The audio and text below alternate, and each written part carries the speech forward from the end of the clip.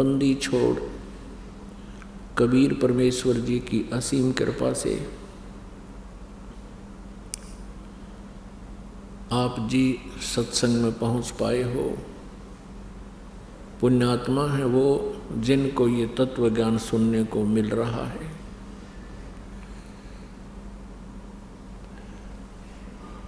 परमेश्वर कबीर देव जी ये पूर्ण परमात्मा है, सर्व ब्रह्मांडों के रचनहार हैं, सबके कुल मालिक हैं, सर्वशक्तिमान हैं, समर्थ हैं। ये वही परमेश्वर है जो भारतवर्ष के काशी शहर में, उस पवित्र धरती में लहर तारा नामक एक सरोवर है, तालाब है, उसके अंदर विकसित कमल के फूल पर एक नवजात शिशु का रूप धारण करके वो परमात्मा प्रकट हुए। सतलोक से चलकर आए थे। परमेश्वर का निज धाम वो सनातन परम धाम है, सतलोक है। वहाँ से गति करके वो परमेश्वर यहाँ आते हैं। ये उनकी लीला है। और यहाँ आकर के वो कुछ समय के लिए रहते हैं इस पृथ्वी लोक पर, काल के लोक में, पृथ्वी पर। और उस समय जब वो परमेश्वर नवजात शिशु का रूप धारण करके स्वयं प्रकट होते हैं, लीला करते हैं, उस समय वे एक जन साधारण जैसा जीवन निर्वाह करने की लीला करते हैं, भूमिका करते हैं। जो लीलाएं परमेश्वर कबीर देव जी ने की हुई हैं, कबीर साहब ने की हैं, वैसी ही लीलाओं का वर्णन कि परमात्मा पूर्ण ब्रह्म ऐसी लीलाएं करता है, ये पवित्र वेदों में वर्णित है। पवित्र वेद परमात्मा का विधान है, परमात्मा की महिमा के विषय में जानकारी देते हैं। पवित्र चारों वेद, ऋग्वेद, यजुर्वेद, सामवेद और अथर्ववेद। एक पांचवा वेद है सूक्ष्म वेद। एक पांचवा वेद सूक्ष्म वेद है जिसको सच्चिदानंद घन ब्रह्म की वाणी कहते हैं, जिसको तत्व ज्ञान कहते हैं। वह वेद परमात्मा ने इन चारों वेदों के साथ ही इस काल को दिया था, ब्रह्म को दिया था। इस ब्रह्म ने चार वेदों को तो प्रकट कर दिया, पांचवें सूक्ष्म वेद को नष्ट कर दिया, छुपा दिया। उस सूक्ष्म वेद को अर्थात तत्व ज्ञान को पुनः प्रकट करने के लिए, पुनः प्रदान करने के लिए स्वयं परमेश्वर ही आते हैं। अपनी महिमा को, अपने द्वारा रची हुई सृष्टि को वे स्वयं ही ठीक ठीक बताते हैं। और अपने ही पाने की, यानी हमारे को काल के जाल से छूटने की विधि भी, अर्थात सतलोक जाने की विधि भी वो परमेश्वर स्वयं ही बताते हैं। उसी आधार से परमात्मा प्रत्येक युग में आते हैं, क्योंकि वे हमारे परमात्मा, हमारे मालिक हैं, हमारे पिता हैं। परमेश्वर पूर्ण ब्रह्म सत्य पुरुष अर्थात कबीर देव जी हमारे पिता हैं और अपने बच्चों का हित अपने ही किया करते हैं, यानी अपने माता पिता ही अधिक ध्यान देते हैं। अब आप देख रहे हो यहाँ कितना बुरा हाल है इस जीव का। कोई कुत्ता बनकर कष्ट उठा रहा है, कोई गधा बनकर, कोई बैल बनकर, कोई गंदी नाली का कीड़ा बनकर। मनुष्य जीवन में आप देख रहे हो क्या हालत है इस जीव की।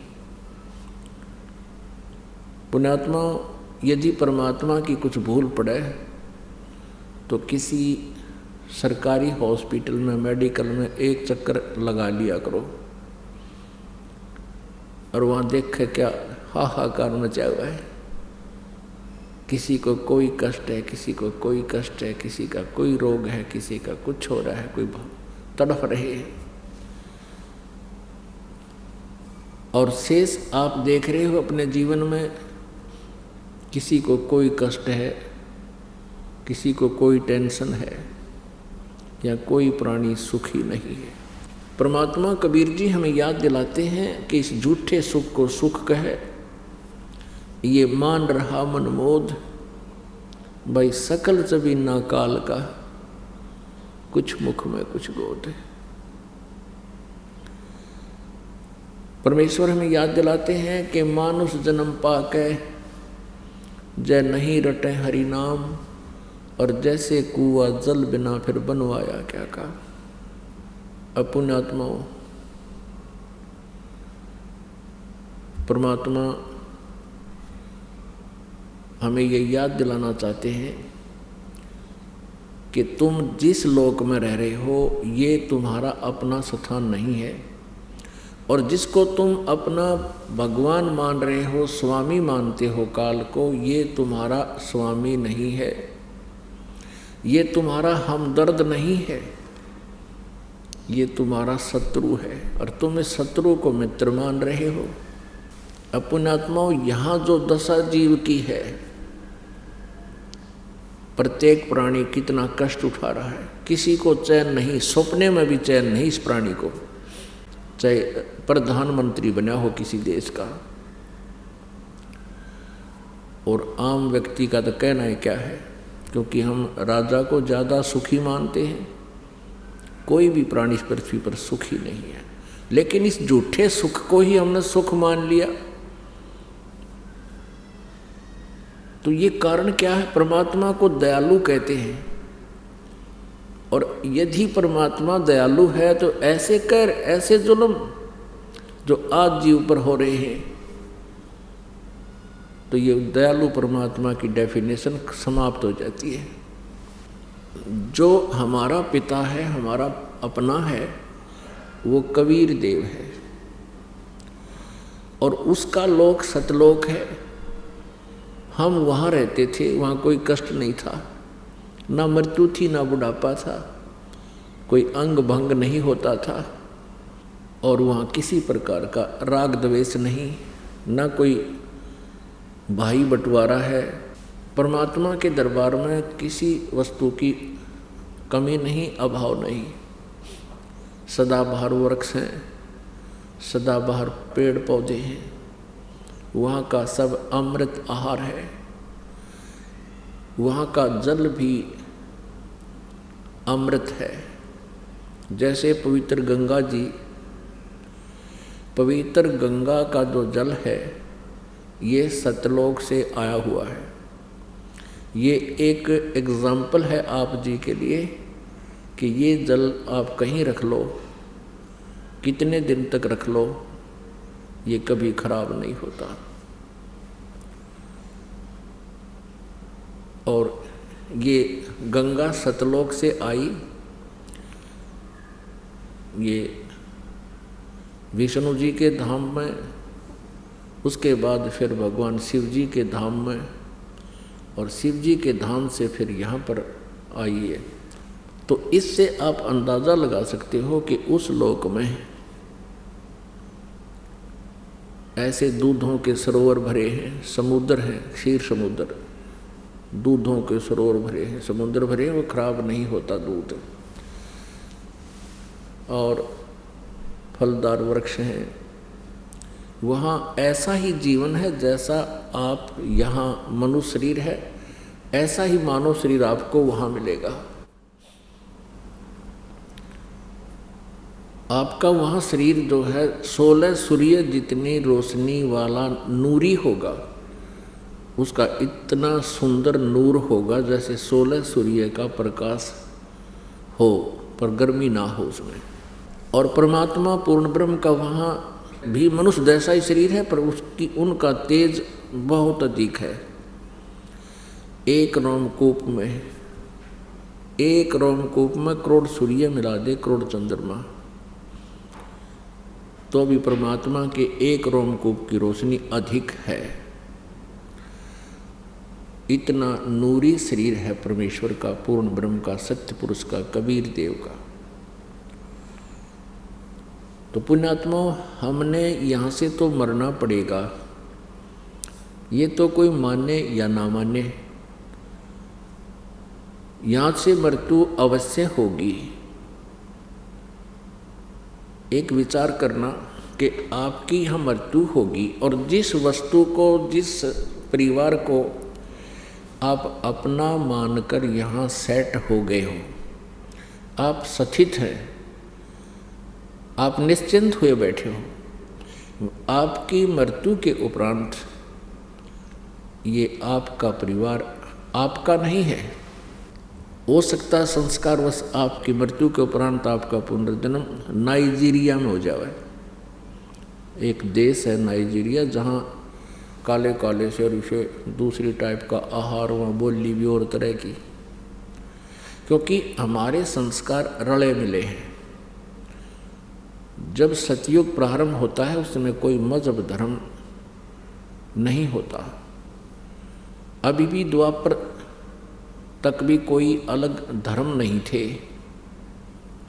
द्वापर के बाद कलयुग में इस काल ने ये खेल खेला, हमारे को डिवाइड कर दिया।